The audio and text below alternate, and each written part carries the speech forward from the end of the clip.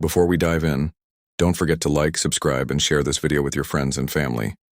Also, let me know in the comments where you're watching from and what time it is for you. Thanks.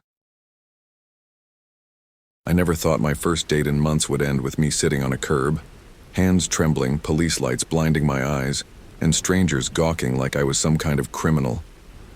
But I guess that's the kind of luck I've always had with men. Let me back up a little. I'm Alina, 24, born and raised in Brookfield, a small city that's just big enough to feel fast, but small enough that you always run into people you know. I work at a pharmacy chain. Spend most of my evenings either curled up on the couch binging shows or scrolling through TikTok until my eyes burn. My friends kept telling me I was wasting my mid-20s, that I should be putting myself out there. I wasn't really buying it, but loneliness has a way of catching up to you at night. So one Friday, I re-downloaded Matchup, that dating app I swore I'd never touch again. Swipe after swipe, the faces blurred together. Gym selfies, fishing photos, awkward bathroom mirror shots. And then there was him, Darius. He wasn't the kind of guy I usually went for. His profile screamed confidence, maybe too much. Picture after picture of him leaning against his tricked-out Nissan, flashing designer sneakers and throwing up peace signs. Hood rich, I thought to myself. Gold chains, flashy outfits, tattoos creeping out from under his sleeves. Not subtle, but his smile had this disarming charm, and his bio said, "I make the nights fun. Don't swipe if you're boring." Against my better judgment, I swiped right. We matched instantly. The messages started casual. Him teasing me about my safe pictures, me rolling my eyes at his cocky tone. But I have to admit, he was funny. Sharp, quick with his comebacks. Over a few days, we built this rhythm. He asked me out, suggested a drive through the city and maybe grabbing food. It felt low pressure, and honestly, I hadn't been on a proper date in almost a year. I said yes. By Saturday night, I was pacing my apartment, checking the mirror for the 10th time. I kept it simple. Black jeans, a fitted maroon top, white sneakers. My best friend Mara texted me, "Send me his plate number just in case. Don't get murdered."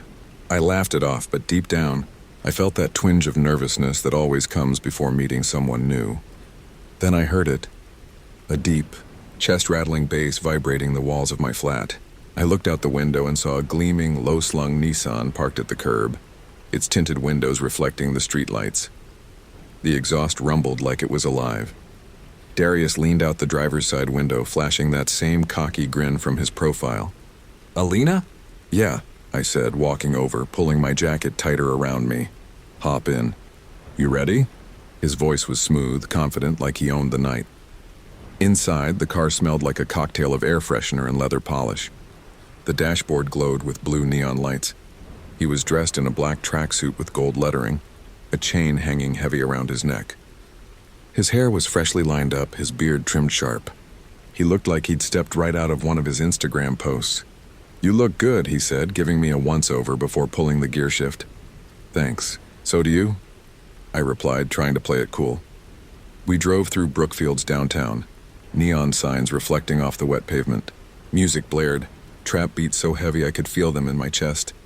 Darius talked non-stop about how he'd saved for his car mods, about street races he might have been in, about dreams of moving out of Brookfield. "See this baby?" he said, patting the dashboard. "All me. People doubted I could pull it off, but look now. Everyone want to ride with Darius," I laughed politely. "I'll admit, it's impressive. You ain't seen nothing yet." His grin widened. We hit the outskirts of town where the roads were emptier. Darius glanced at me, eyes glinting with mischief. "Want to see what she can really do?" I hesitated, then shrugged. Sure, I guess that was my mistake." He slammed the accelerator. The car lurched forward, my stomach dropping as the speedometer climbed past 80, 90, 100. I gripped the seat, my knuckles white. "Darius," I shouted over the music. "Slow down. Relax, I got this." His laugh was wild, almost manic. The city blurred past, streetlights streaking like comets, buildings warping into shadows. My chest tightened with every turn, every swerve. Then I heard it. Sirens. At first faint, then louder, closer, urgent. I turned to look behind us. Flashing red and blue lights cut through the night. 2 squad cars, maybe 3, closing in fast. My heart plummeted. "Darius, what the hell did you do?" He didn't answer. His jaw tightened, hands gripping the wheel. Just hold on. And then he floored it. The Nissan roared, weaving through traffic like a bullet. My breath caught in my throat. Horns blared as we cut across lanes, the police cars chasing us like wolves. This isn't funny. Pull over! I screamed. Can't, he muttered. Not tonight. We hit a long stretch of industrial road. The squad car stayed on us. Lights reflecting off the car's cracked rearview mirror. My vision tunneled, everything narrowing to the sirens, the lights, the sickening speed, and then... bang! The car jolted violently. My head slammed against the window. Dazed, I heard tires screeching, metal grinding. What was that? I gasped. They hit us, Darius spat. Another impact. The Nissan spun, tires screaming against the asphalt. I braced myself, my scream lost in the chaos. We skidded sideways, smoke curling up from the tires until the car shuddered to a stop. Before I could catch my breath, glass shattered. The driver's side window exploded, shards raining down. Darius cursed, ducking. My side window went next, the freezing night air rushing in. Hands where I can see them. Voices boomed from every direction, blinding lights. Guns pointed at us through broken glass. My body went numb. I raised my trembling hands. I didn't do anything, please. Darius shouted back. I didn't steal this car. You got no proof. Out, now. I fumbled with the door, stumbling barefoot onto the cold asphalt. My left sneaker gone, lost in the chaos. My legs barely held me as an officer yanked me away, pulling me behind a patrol car. Name? He demanded. Hey, Alina. I swear I don't know what's happening. This is our first date. I met him online. I didn't know. They searched me, patted me down. Tears blurred my vision as curious drivers slowed to gawk. My face burned with humiliation. Behind me, I heard Darius screaming, struggling as they pinned him to the ground. Metal cuffs clinked. Don't let them lie about me, he shouted, his voice cracking with rage. But no one listened. The officer questioning me narrowed his eyes. You're saying you had no idea the vehicle was flagged? No. I thought it was his. He picked me up for a date. That's all. My voice broke raw with fear. The cop studied me for a long moment before sighing. We'll need your statement. Give me your details. They kept me there for what felt like hours, repeating questions, taking notes while the adrenaline left me shaking. Eventually, they decided I wasn't involved. One officer drove me home in silence. The ride felt surreal, quiet except for the crackle of the radio. I stared out the window, watching the city lights blur, my reflection pale and hollow in the glass. When we pulled up outside my apartment, I muttered thanks and bolted inside. I locked the door, slid down against it, and sat in the dark, shaking. My phone buzzed with Mara's messages. So? How was it? I didn't reply. I deleted Darius's number, unmatched him, blocked every trace of him. All I'd wanted was a fun night out. A little excitement. Instead, I'd ended up trapped in a nightmare, guns pointed at my face, my life flashing before my eyes. And the worst part? Some reckless, cocky stranger had dragged me straight into it. That night, I swore I'd never gamble on a first date again.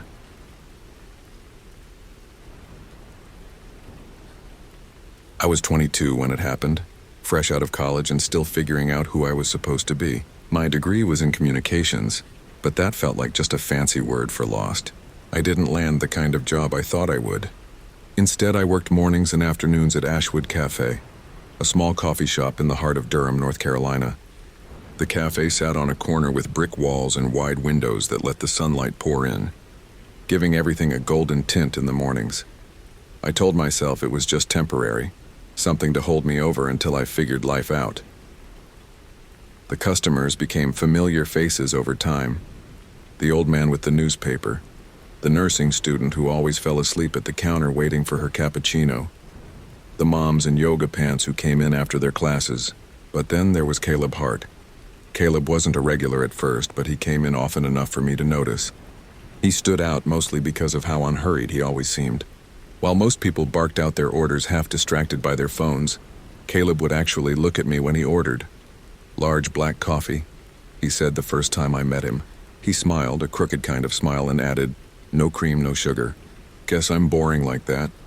I laughed, sliding the cup toward him. "Or maybe you just like coffee the way it's supposed to taste." He tilted his head like he hadn't thought of it that way. "Maybe you're right." The second time he came in, he remembered my name from my little badge and used it. "Morning, Emily," he said. Just that small detail made my stomach flutter. By the third or fourth visit, I realized I was fixing my hair before I went to the register if I saw him in line. I hated myself for how obvious it probably looked, but I couldn't help it. Caleb had this presence, not flashy, not cocky. He carried himself in a way that was steady, like he wasn't trying to impress anyone. One Tuesday morning, he lingered at the counter a little longer than usual. The cafe was quiet, just me and one other coworker. "You ever let customers take you out for dinner?" he asked casually, like he was asking about the weather. I blinked, caught off guard.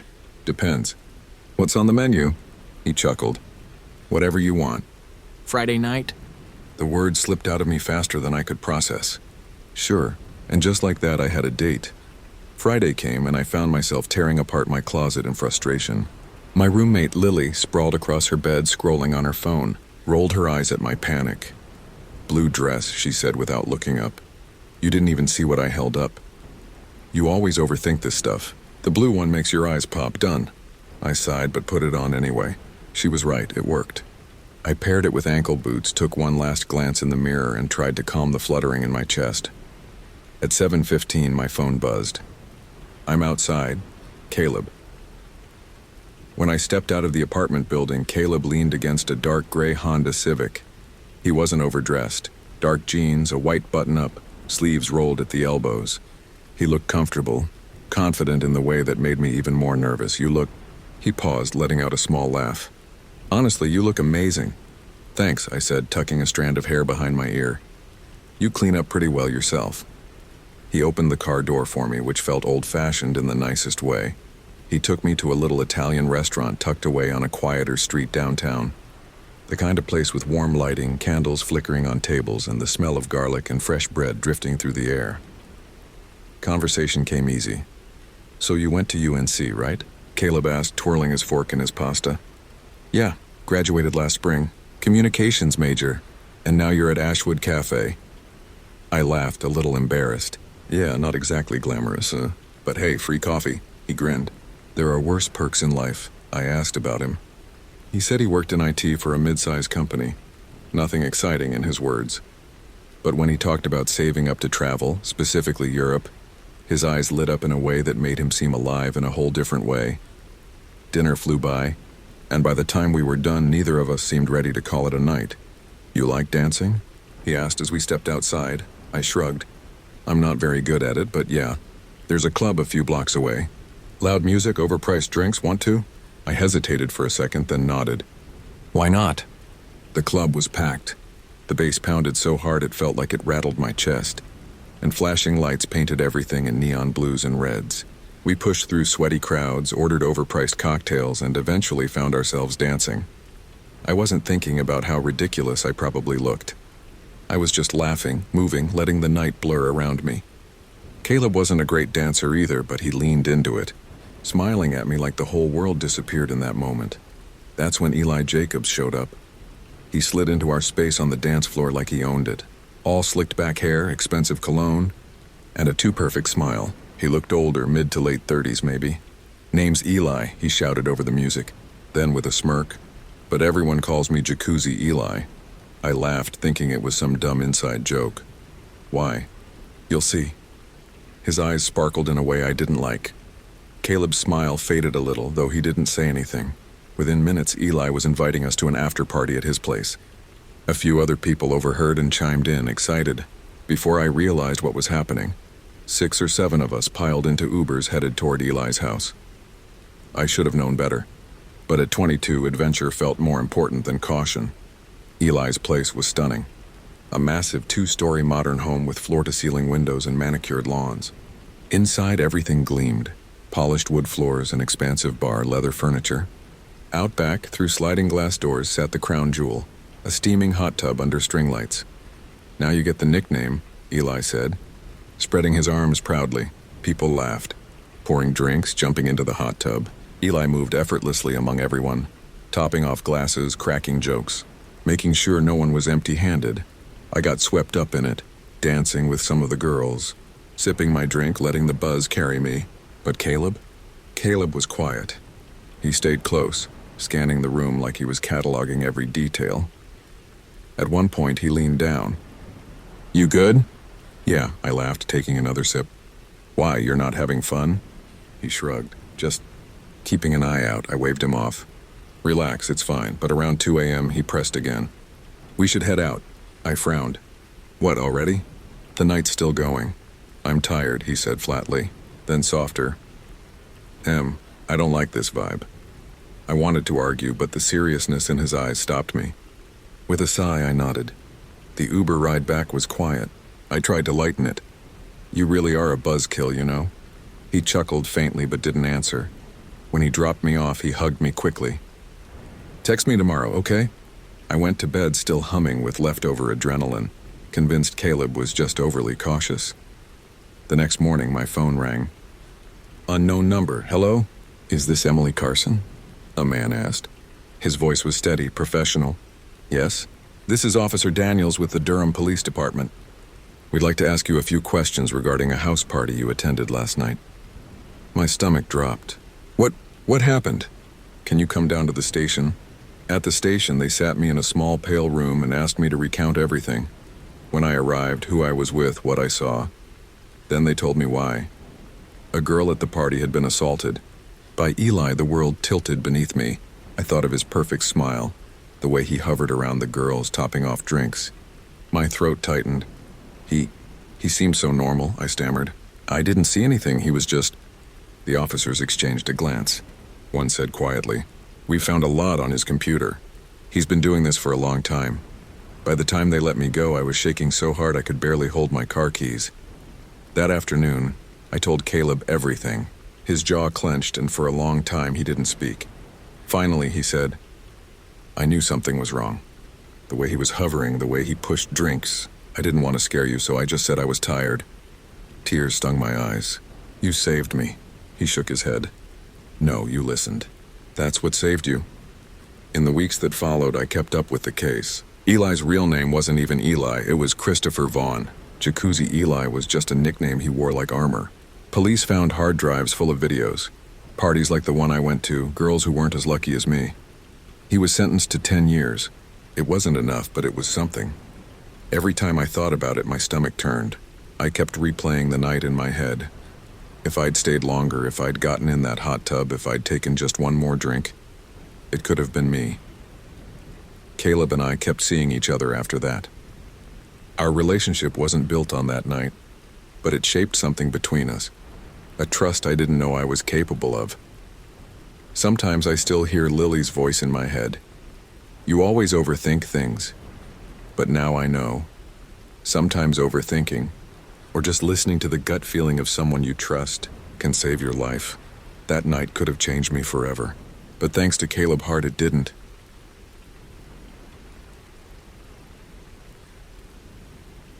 I never thought a first date could change the way I looked at people forever.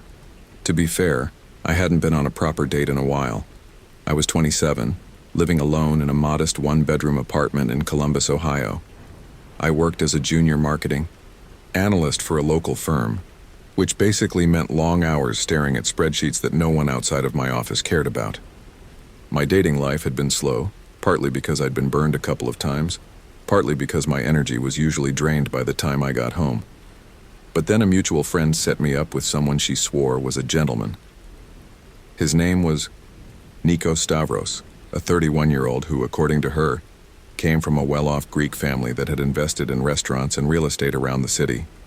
She said he was charming, driven, and single because he'd been too focused on his business. That sounded promising. Someone with ambition, someone who could carry a conversation. Plus, I had this romantic idea that maybe meeting through a friend was safer than apps. Apps always made me feel like I was swiping through people like trading cards. So when Nikos reached out to me on Instagram, his profile neat and curated with photos of expensive suits, European vacations, and sleek sports cars, I agreed to meet him. The day of the date, I stood in front of my mirror longer than I should have, second-guessing everything. My roommate Jess was sprawled across the couch scrolling on her phone. "You look fine," she said without looking up. "Fine? That's not exactly confidence-boosting." I turned sideways, tugging at the hem of my navy dress. It wasn't flashy, but it was fitted in a way that made me feel like I'd made an effort. Jess finally glanced at me, smirking. You look good, I promise. Stop freaking out. What's his name again? Nikos. She wrinkled her nose. Sounds like a guy who makes women cry. I threw a pillow at her. You're so supportive. Jess laughed, but then turned serious. Just text me when you get there, text me when you leave, and if anything feels off, call me, okay? Okay, Mom. But deep down I knew she was right. I'd promised myself after my last breakup that I'd listen to my gut. Nikos picked the place. Le Jardin, one of those upscale restaurants downtown with white tablecloths, gold-trimmed menus, and waiters who seemed like they were trained to glide rather than walk. I took a cab because my car was still in the shop. When I walked in, I saw him immediately. He was standing near the host stand, tall, broad-shouldered, with perfectly styled black hair and a tailored charcoal suit. His watch gleamed under the lights. Nora, he said, flashing a practiced smile. That's me. He kissed my hand, which made me blush and cringe at the same time. We sat down, and before I could even glance at the menu, Nikos ordered for both of us. Lobster bisque, filet mignon medium rare, and a bottle of Cabernet. Wow, decisive, I said lightly. I know what's good here, he replied, leaning back in his chair like a king surveying his court. Conversation, or lack of it. I tried to make conversation. So, how did you get into real estate? It's a family thing, he said curtly. Do you enjoy it? He shrugged. It pays well. I laughed awkwardly. Fair enough. Do you have any hobbies? He smirked. Making money. I thought he was joking, but he didn't crack a smile. It wasn't just the short answers. It was the way he looked, at me like he was assessing a house he might buy, calculating the square footage rather than actually listening. The food arrived, and while it was delicious, I barely tasted it. My unease grew when he snapped at the waiter for bringing the wrong wine. This isn't the 2016, Nikos barked, his voice sharp. Do I look like someone who wouldn't notice? The waiter stammered an apology, but Nikos didn't let it go. Unbelievable. A restaurant like this and they can't train staff to do the simplest thing. I shifted in my seat. It's fine, really. I'm not that picky. Nikos didn't even glance at me. By the end of lunch, I knew I didn't want to see him again. His arrogance, his cruelty. It was suffocating. When the bill came, he tossed his black Amex on the table without looking at it. I'll split if you want, I offered. He waved me off. Don't insult me. I invited you. Outside, the sun was bright, the city buzzing with Saturday energy. I was planning to call another cab when Nikos jingled his keys. Where's your car? In the shop, I admitted. Then I'll take you home. I hesitated. My instinct screamed, don't do it. But the cab fare to my apartment across town would have been steep, and he was already holding the car door open to his gleaming black BMW. Come on, he said smoothly. I'll get you there faster. I forced a smile and slid in. At first, everything seemed fine. He asked for my address, typed it into the GPS, and pulled onto the freeway. But after 10 minutes, I realized he wasn't following the route. The skyline shrank in the rearview mirror as he veered onto quieter streets lined with trees. This isn't the way, I said carefully. I'm taking the scenic route, he replied, eyes fixed on the road. My stomach tightened. Another 10 minutes passed, and the city gave way to farmland. Cornfields stretched endlessly on either side, the occasional barn flashing by. Nikos, I'd rather just go straight home. My voice was firmer this time. He smirked. Relax. You'll get there. Don't you like a little adventure? My hands clenched in my lap. Please just take me home. That's when his demeanor shifted. His smile vanished. His tone dropped. You think I don't see what you're doing? He said coldly. What are you talking about? You used me. You let me pay for an expensive lunch, let me waste my afternoon, when you had no intention of seeing me again. That's not true, I stammered. I just don't lie. His grip tightened on the steering wheel. I can read people. You were bored the whole time. I opened my mouth, but he cut me off. You know what's funny? Out here, no one would hear you scream. I could drive deeper into the country, pull off onto one of these dirt roads, and you'd disappear. No one would find you for days, maybe weeks. My blood went cold. I tried to keep my voice steady. Nikos, please. I didn't mean to upset you. Just take me home, I'll never bother you again. He chuckled, a low sound that chilled me. You couldn't bother me if you tried. The ride stretched on in silence except for the hum of the engine. My heart pounded so loudly I could hear it in my ears. I thought about Jess, how she'd told me to text her. I hadn't. No one knew where I was. I stared at the road, at the endless fields, and wondered if this was the last thing I'd ever see.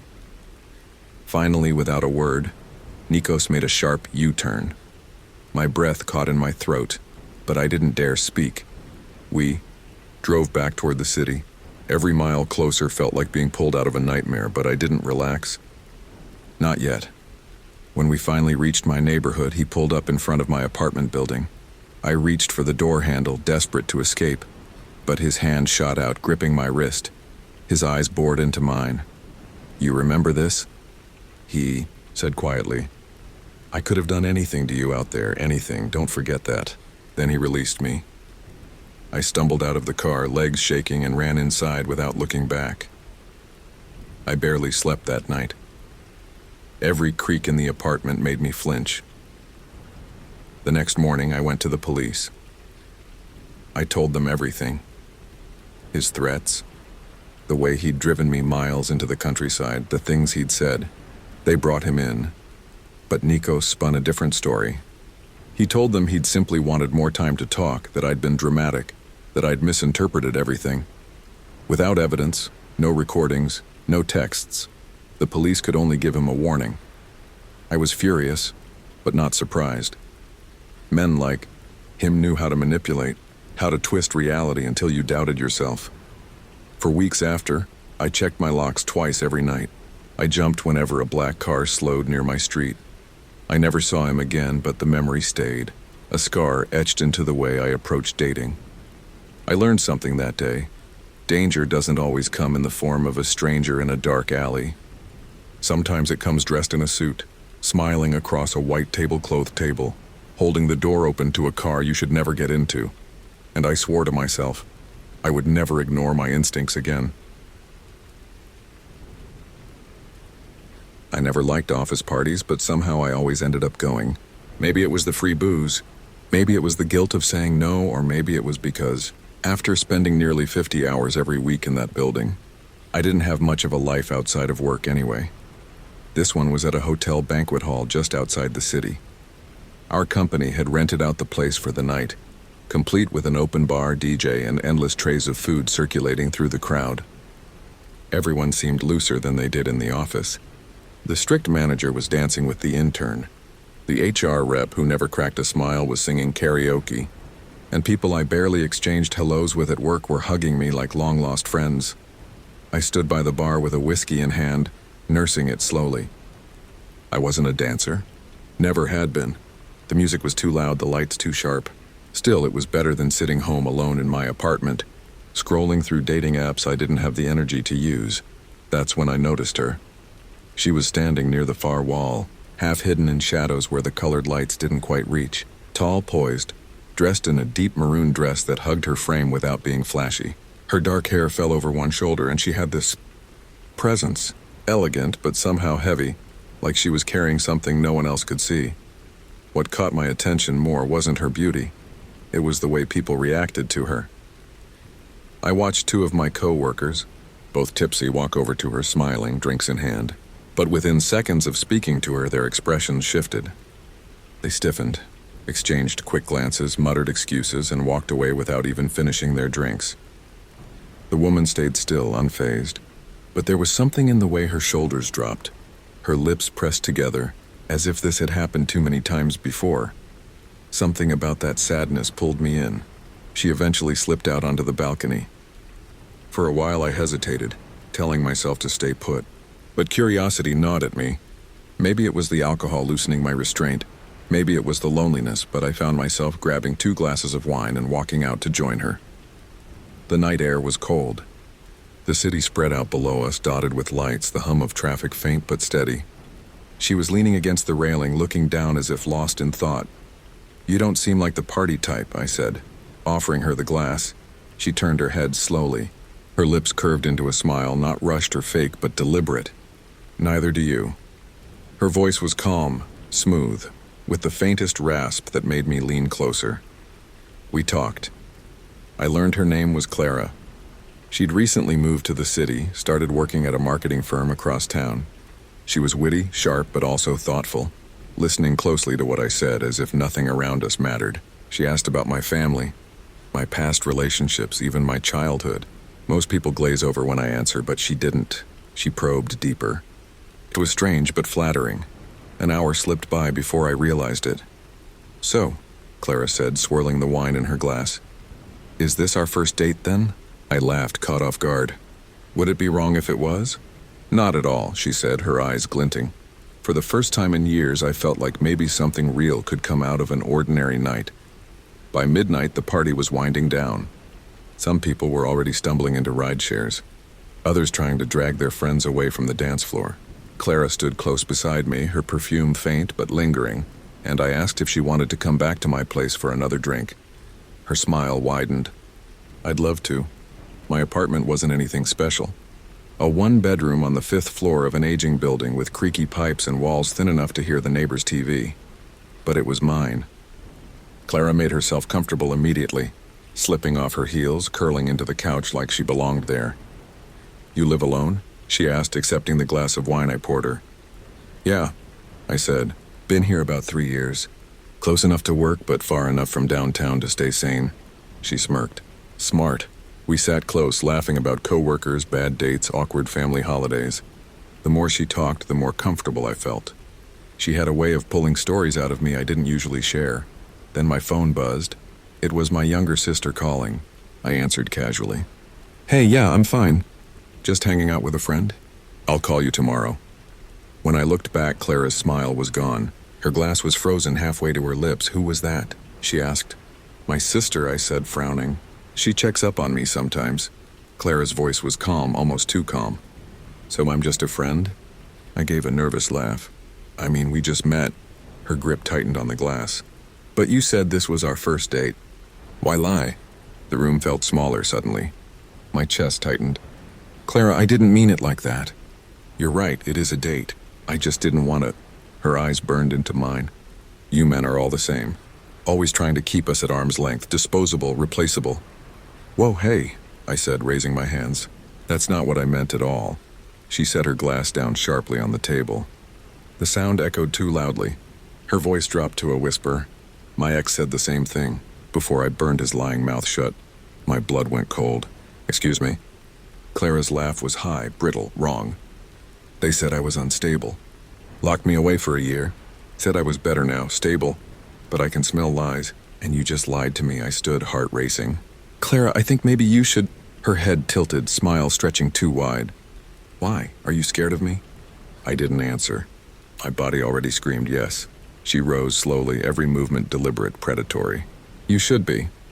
I backed toward the door, but before I could reach it, she lunged. The speed, the strength, it didn't match her frame. She slammed me into the wall, my head cracking against the plaster. Dazed, I scrambled toward the kitchen, hands shaking as I grabbed the nearest knife. "Stay back, Clara," I shouted, my voice breaking. "I swear I'll use this." Her eyes glimmered with something feral. "That's funny. He tried that too," she charged. I swung, but she caught my wrist with claws, nails so sharp they carved into my skin. Blood spilled down my arm, the knife clattering to the floor. I screamed, struggling, but she pressed me against the counter, her breath hot, her voice trembling with rage. "You don't want me anymore, do you? You're just like him. All of you, stop. Please stop." I begged, pushing with all I had. She grabbed the fallen knife, raised it high. My muscles burned as I caught her wrist, the blade hovering inches from my eye. "Clara, you're out of your mind," I shouted, every vein in my arms screaming as I resisted. Her teeth clenched, spit flying. "No, I'm finally seeing clearly." My strength faltered. The tip of the blade trembled closer. Desperation took over. I slammed my forehead into hers. A sickening crack echoed. She screamed, stumbling back, blood pouring from her nose. I didn't wait. I snatched the wine bottle from the counter and swung with everything I had. The glass shattered against her temple. She collapsed, motionless. For a moment I couldn't breathe. My heart hammered, ears ringing. Then I grabbed my keys, bolted out the door, and didn't stop running until I was blocks away. Hours later, I returned with the police. I didn't go in alone. My coworkers confirmed seeing her at the party. They even admitted avoiding her because something about her felt wrong. The officers searched my apartment, but Clara was gone. Vanished. One of the detectives later told me Clara had been released from a psychiatric hospital only a month ago. She'd been one of their most violent patients. Faked recovery. Slipped right through. I moved out within the week. Changed numbers. Tried to erase her from my mind. But sometimes late at night, I swear I hear footsteps outside my new apartment door. Slow. Patient. And I wonder if Clara is still out there waiting for another first date.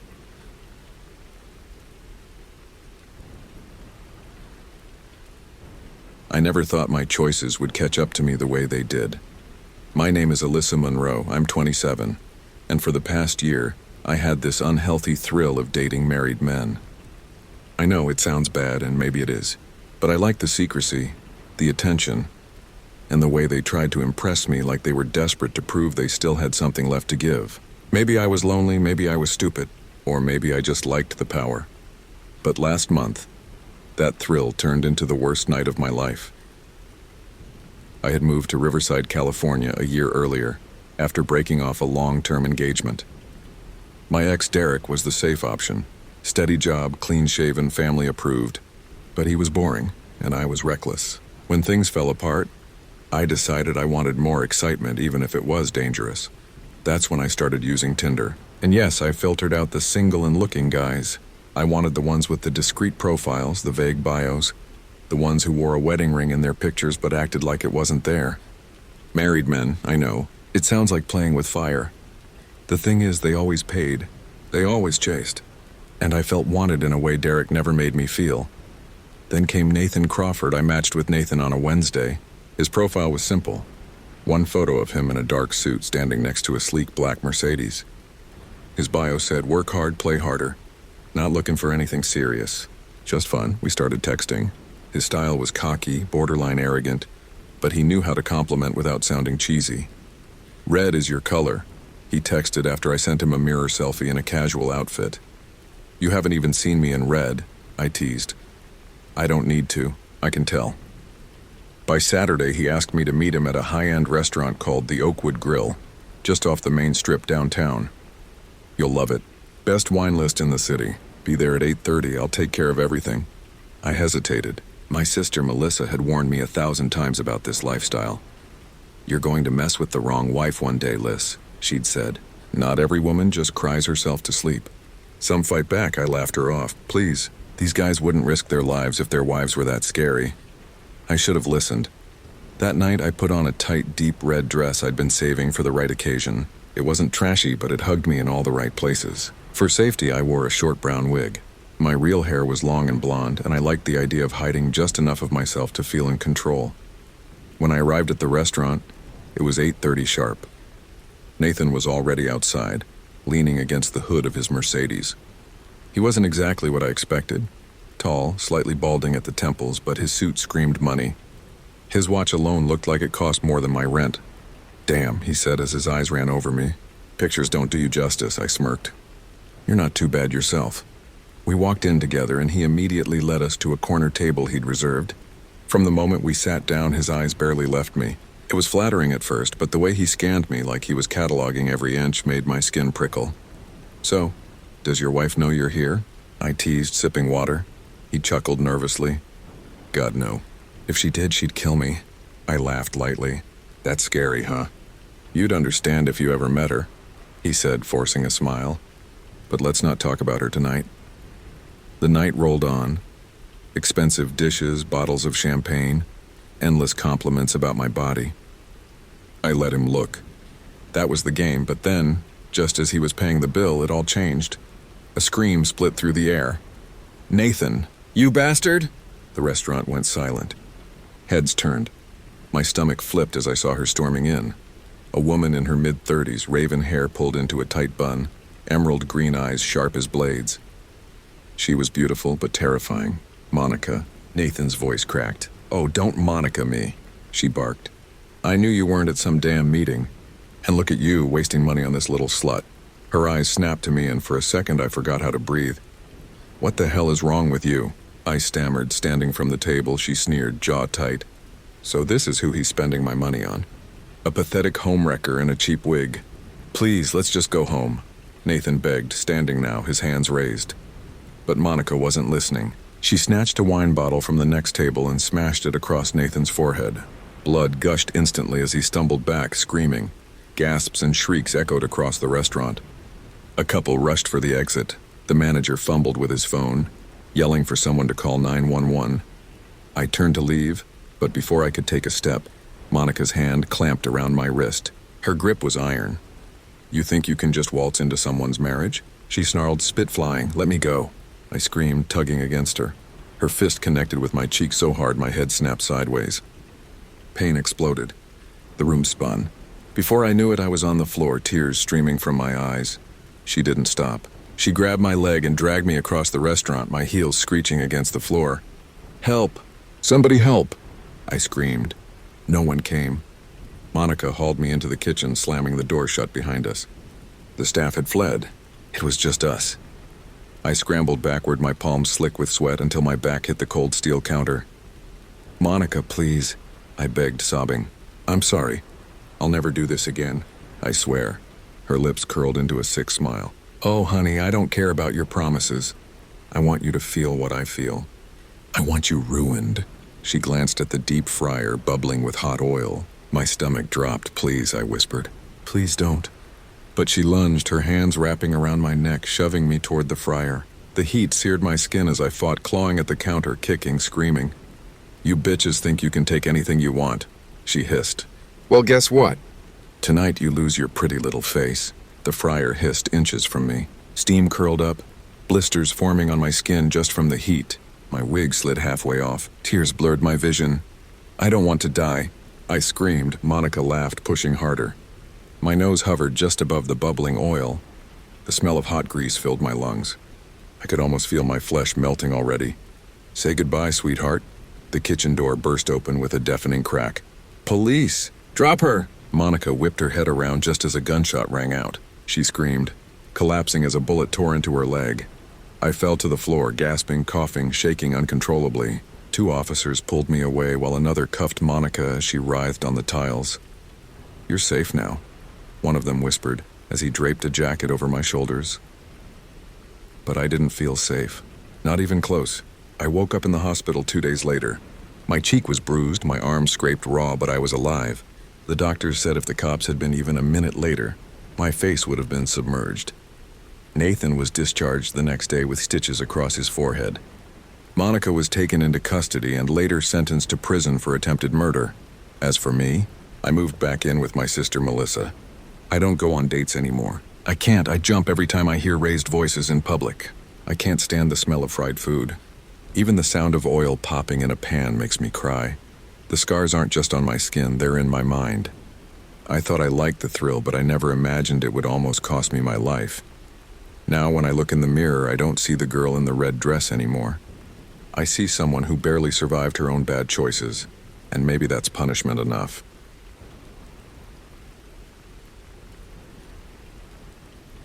I've always hated admitting it, but my dating history has been a mess.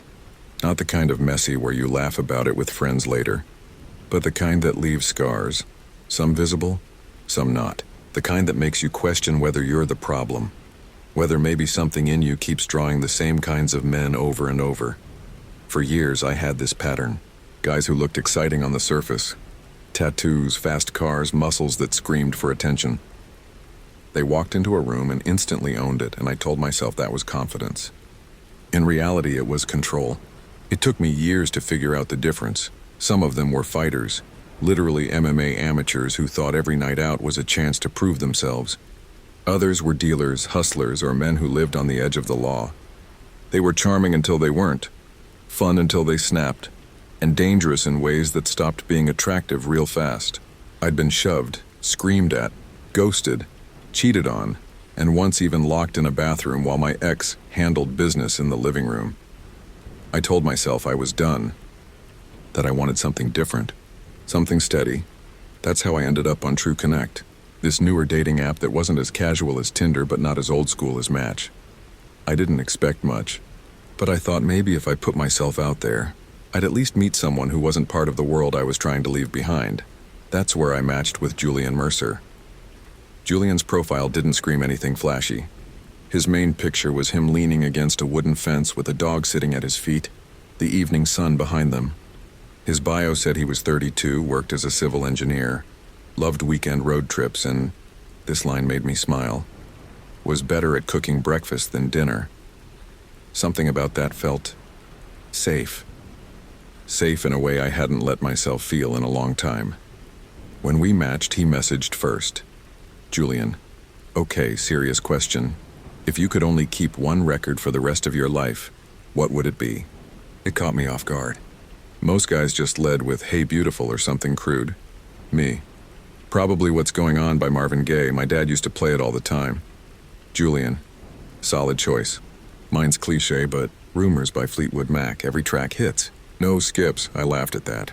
It was the first time in a long while I felt like someone actually saw me. We texted for 2 weeks. We talked about everything, music, work, food, stupid reality TV. He told me about the bridges he worked on, and how sometimes construction got delayed for the most ridiculous reasons, like missing bolts or trucks stuck in traffic for hours. I told him about the dental clinic where I worked as an assistant, about the endless phone calls and paperwork. The more we talked, the more I let my guard down. I didn't give him the full picture of my past, never do that too early, but I admitted I'd dated some bad guys, that I wanted something different now. He didn't judge. He just said, Julian, I get it. Everyone's got history. What matters is where you want to go, not where you've been. That line stuck with me. So when he asked me if I wanted to meet up, I said yes. I chose the place. A quiet little pub on the edge of the city called the Lantern's Rest. It wasn't fancy, but it wasn't a dive either. I'd been there a couple of times. It felt safe. Neutral. Far enough that I wouldn't run into anyone from my past. Or so I thought. I got there early. Nervous energy always makes me punctual. I grabbed a small table near the back where I could see the door. Old habit. I never sit with my back to the entrance. When Julian walked in, my heart did this weird stutter. He looked exactly like his pictures. Sandy blonde hair that fell just a little into his hazel eyes. A beard trimmed close. Jeans and a simple button-up shirt. Not trying too hard. Just himself. He smiled when he spotted me, and I felt something loosen in my chest. Julian. Camille? Hey, sorry if I'm a minute late. Traffic was murder near the square. Me. You're right on time. I'm just early. We ordered drinks, me a gin and tonic, him a beer, and started talking. And it was easy. Effortless, even. Just like our texts. We talked about his job, my love for old records, random things like favorite diners and guilty pleasure shows. He teased me about watching Love Island. I teased him about still owning a Wii. I caught myself laughing. Actually laughing, not the forced kind you do on dates to fill silence. For a little while I thought, maybe this could work. Maybe this is what normal feels like. About an hour in, Julian excused himself to use the bathroom. I stayed at the table, sipping my drink, scrolling my phone, trying not to overthink. But when he came back, something in his expression had shifted. His smile was still there, but it didn't reach his eyes the same way. He looked distracted. Me. Everything okay? Julian. Yeah. Just nothing. Don't worry. I wanted to press, but I didn't. I'd learned not to push men when they closed off.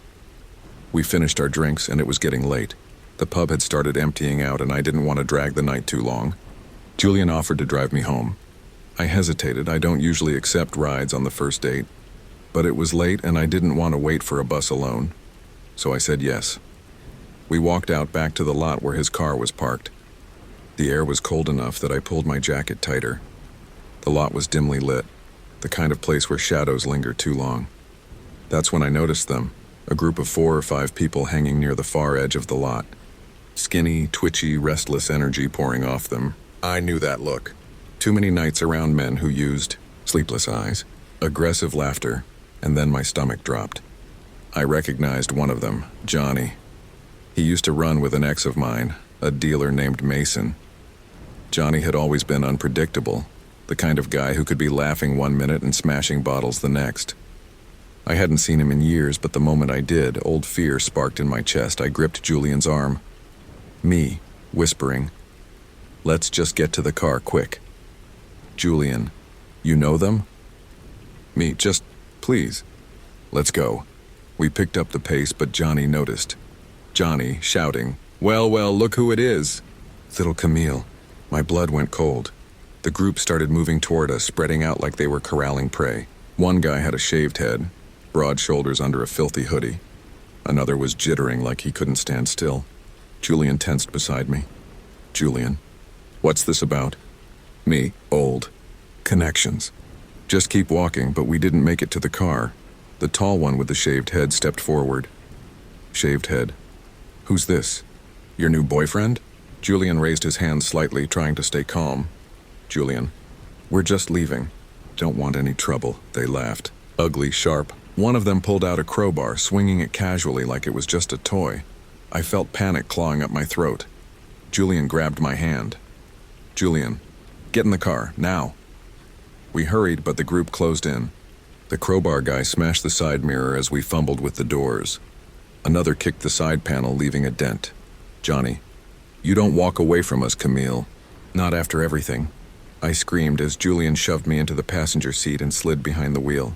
The group was pounding on the windows, shouting, laughing. The engine roared to life, and Julian peeled out, tires screeching, the group jumping back just enough for us to escape. The silence in the car was suffocating. My hands shook as I fumbled with the seatbelt, breath coming in ragged bursts.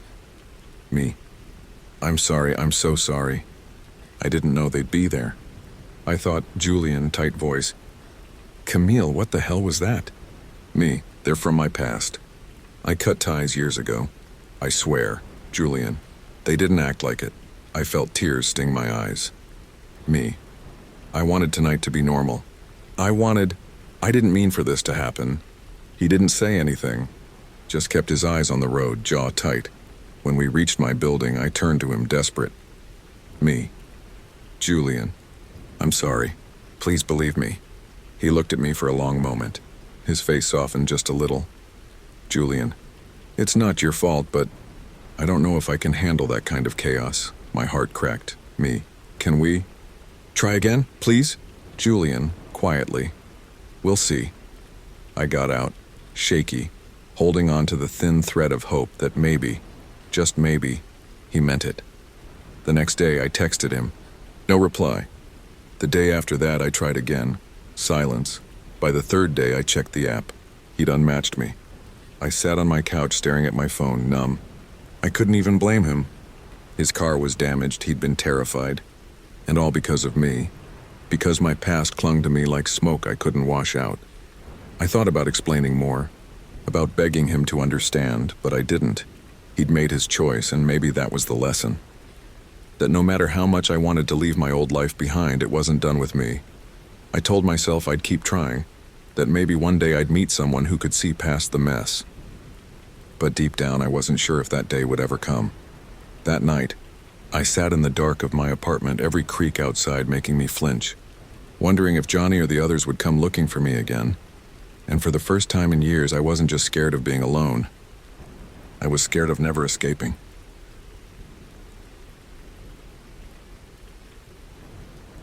I never thought I'd be the type of person to end up with a story like this. If you'd asked me a year ago, I would have laughed it off, said stuff like, "Oh, crazy things only happen to other people." But that was before I met Nolan Reese. For context, I'm 27, and until last winter, my dating history was a collection of disappointments. Not train wrecks exactly, but nothing worth remembering. My longest relationship was a year and a half with a guy named Derek, who thought romance was buying me Taco Bell after a night out. After him, I swore I'd stop wasting time with people who weren't serious. But truthfully, I was lonely. I worked as a medical receptionist in Clearwater, Florida, and my days were mostly spent scheduling appointments, printing insurance forms, and answering phones. I'd come home to my tiny one-bedroom apartment, eat leftovers, and scroll until I fell asleep. Some nights the silence felt heavy, like it was pressing into my skin.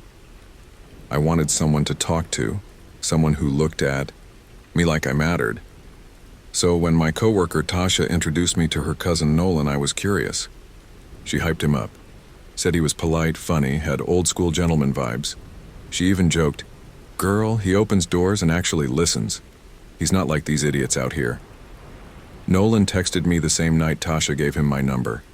He was charming right from the start, nothing over the top, just thoughtful. Nolan. "Hey, I'm Nolan. Tasha told me you're the reason the office runs like a machine." Miso, haha, she's exaggerating. Nolan.